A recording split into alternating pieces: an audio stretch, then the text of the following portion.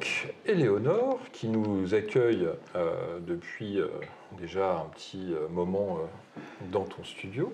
Avec plaisir. Qui fait partie du club, hein, on ne va pas s'en cacher, qui nous gâte. J'avoue, on est chouchouté, à chaque fois c'est un grand plaisir. Tu es donc, on t'avait invité une première fois pour présenter ton travail, plutôt à vocation artistique, avec des tirages, etc., où tu prends un malin plaisir à travailler avec ton iPhone. Voilà. Mais ce qu'on avait mis un petit peu de côté à l'époque, c'est que tu es aussi et surtout au quotidien photo. Pourquoi j'en ai qu'une Voilà, ça c'est bon. C'est pas du tout. Alors attendez, je suis en train de me planter complètement. Ici. Tac, tac, tac. Tu es surtout donc au quotidien une photographe commerciale de nature morte. Exactement. Et voilà. Et donc, toi aussi, l'éloge de la lenteur, c'est ton kiff, comme Daniel, puisque tu travailles, et ça peut paraître assez surprenant en 2025, avec l'objet qui est derrière moi, qui est une chambre, avec un dos numérique. Donc finalement, ça a simplement remplacé l'Ecta. Et l'Ecta, c'est assez amusant, parce qu'on va commencer avec cette première image. Tu as vu cette intro, hein fier de moi, je suis un idiot, mais c'est pas grave. Donc en fait avec ces tulipes, où à gauche on a une première version qui a été faite il y a plus de 25 ans. Plus de 25 ans. Ouais. C'est de l'Ectachrome 100, c'est de la chambre 4.5 en argentique. Donc. C'est de l'Ecta. Et à droite Et à droite, ça a été fait il y a 2 ans avec le gros dos numérique qui est là. Donc on a une. Bon, c'était pas mon intention de faire à 25 ans d'écart des trois tulipes jaunes. En fait, je m'en suis rendu compte après quand j'ai préparé la petite préparation pour la réunion de ce soir. Je me suis dit, mais tiens, c'est rigolo. J'ai fait une photo de 3 tulipes jaunes il y a 25 ans en Ecta à la chambre, et puis j'en ai fait une il y a 3 ans avec le dos. Donc je trouvais ça amusant de faire un comparatif, parce que c'est mon métier, c'est l'outil que j'utilise depuis 35 ans, enfin plus. Je travaille rarement autrement qu'avec une chambre. J'ai toujours autant de plaisir. J'ai eu beaucoup d'appréhension quand on est passé de l'argentique au numérique. Et puis voilà, finalement, on arrive. Je trouve que aujourd'hui, quand je vois ces 2 images, je me dis qu'elles sont cohérentes en fait. Et au niveau qualité, je trouve qu'elles sont cohérentes aussi. Oui, de toute façon, tu restes aussi. Quand je parle de la qualité du capteur, de l'optique, tu vois, je ne parle pas de la qualité artistique et tout ça. Et puis la qualité de la lumière que tu mets dessus, il reste une espèce de. Enfin, c'est pas une espèce, c'est une démarche très qualitative sur ce qu'on va appeler du grand format, au sens un peu générique du terme, avec des belles optiques de chambre, avec une belle lumière. Ouais. Donc c'est un ensemble qui est resté constant finalement. T'es passé, si on parle en résolution brute, t'es meilleur avec ton dos numérique que ne pouvait l'être avec un Ecta. Et en même temps, bon, est-ce que ça a une très grande importance dans ce que tu fais? Un très très bon scan d'un Ecta 4.5. T'es au même niveau, quoi. Voilà. Donc, mais ce qui est intéressant, c'est que finalement, tu es parti d'un très haut niveau de qualité que tu as conservé et qui justement peut aujourd'hui paraître un peu un peu en décalé, puisque la majorité de nos images atterrissent sur des sites internet ou sur des pages Insta en 1350 pixels de large, quoi. Donc c'est quand même intéressant que toi, dans ta démarche artistique et de production au quotidien, tu sois resté à ce très haut niveau, quoi. Que tu n'aies pas cédé à... Et c'est tes clients qui te demandent ça ou c'est toi ? En fait, ça fait... Ça marche ensemble. Ouais, ça fait 10 années que je travaille comme ça. En fait, j'ai démarré chez Bernard et Sophie, on travaillait à la chambre. Ouais. Et puis... Mais t'as pas des clients qui t'ont dit, prenez un appareil et puis divisez le prix par 2 ? Parce que c'est quand même ça. Non, j'ai pas de clients qui me demandent ça. Parce que tu pourrais avoir ce genre de clients-là qui disent pas besoin de la chambre, moi j'ai besoin d'une photo pour Internet. Non, alors par exemple, il y a quelque temps, je devais faire des photos avec des mains. Donc là, c'est impossible à la chambre. Donc, tu les donc là, on a fait quelques prises. D'ailleurs, on verra peut-être quelques images. Il y avait eu quelques prises qui ont été faites à la chambre.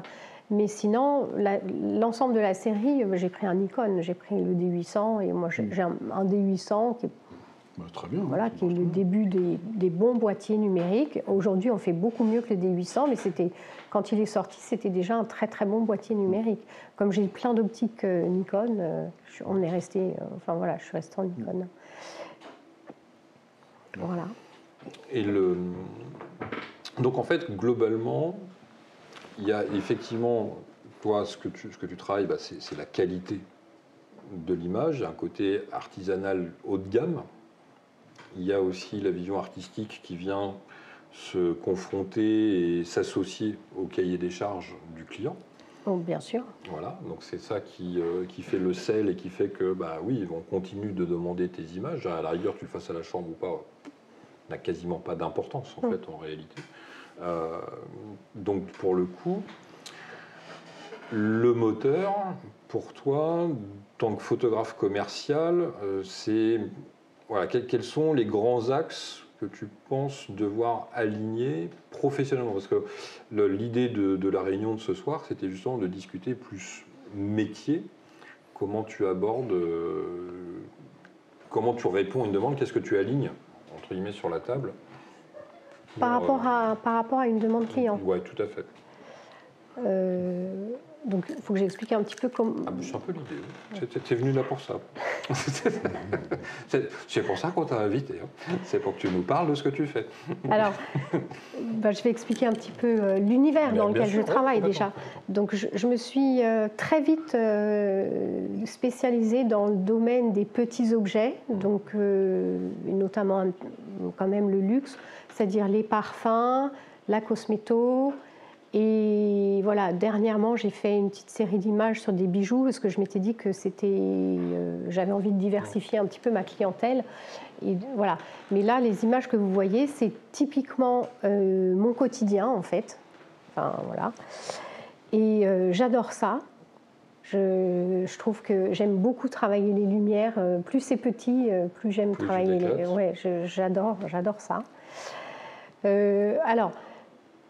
On me demande des choses qui peuvent aller d'un simple pack shot, c'est-à-dire en photo de produit fond blanc, à une mise en situation.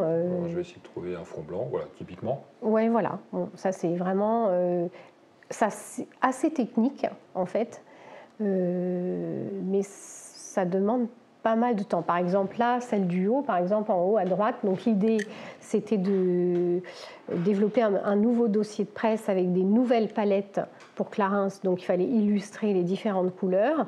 Donc on m'a donné les deux palettes. Celle qui est en bas à droite, on m'a donné des couleurs qui étaient proches. Et en haut à droite, il n'y a rien qui existe en fait. Les couleurs, elles n'existent pas en fait. Donc je n'ai pas le droit de casser la palette.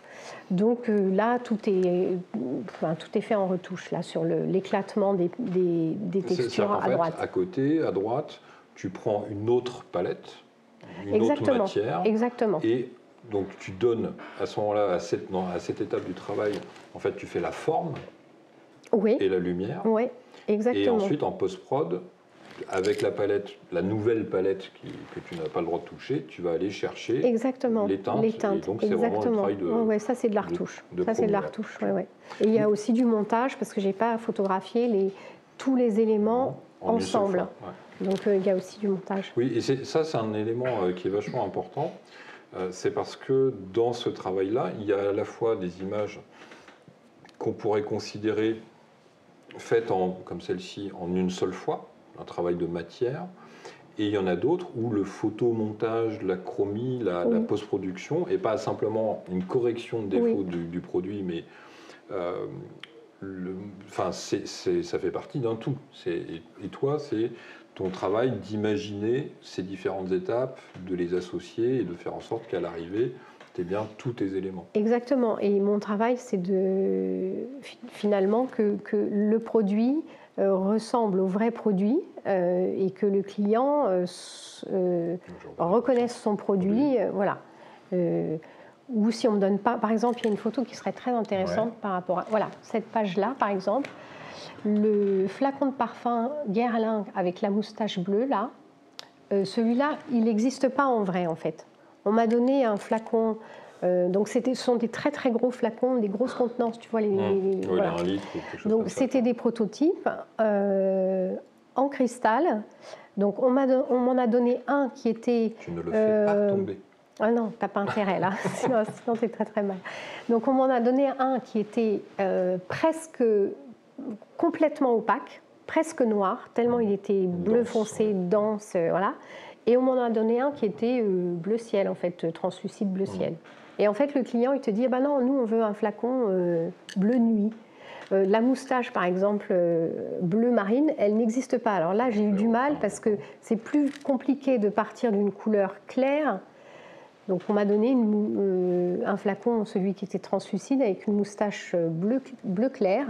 Donc c'est plus compliqué d'aller du clair vers le foncé que l'inverse, en fait, je trouve, en retouche.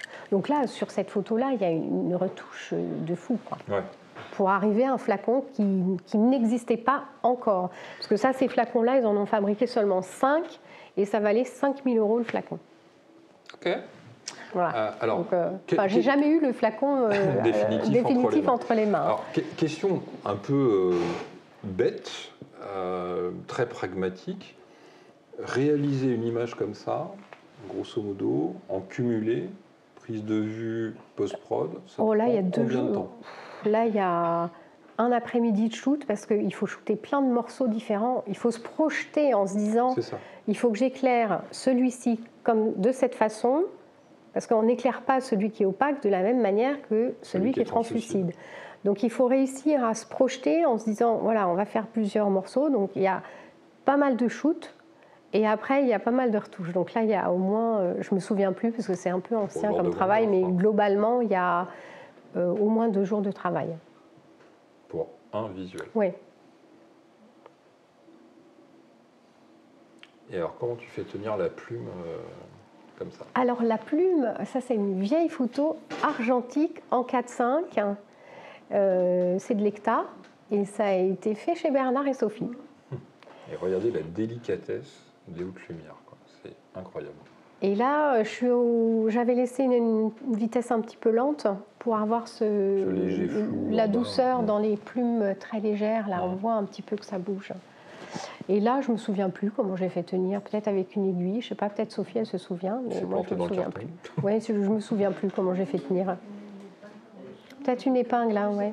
Ouais, je me souviens plus très bien. On va être à la recherche. On va rouvrir le carnet voilà, de prise typiquement, de vue. là, en fait, il y a de l'hecta 4-5 et puis il y a du numérique, en fait. Mais voilà, tout se mélange très bien, exactement. Oui, parce que, en fait, tout se mélange très bien, parce que finalement, dès le départ, tu as eu un très haut degré de qualité de travail qui fait que ça a été, entre guillemets, transparent sur le résultat, quoi.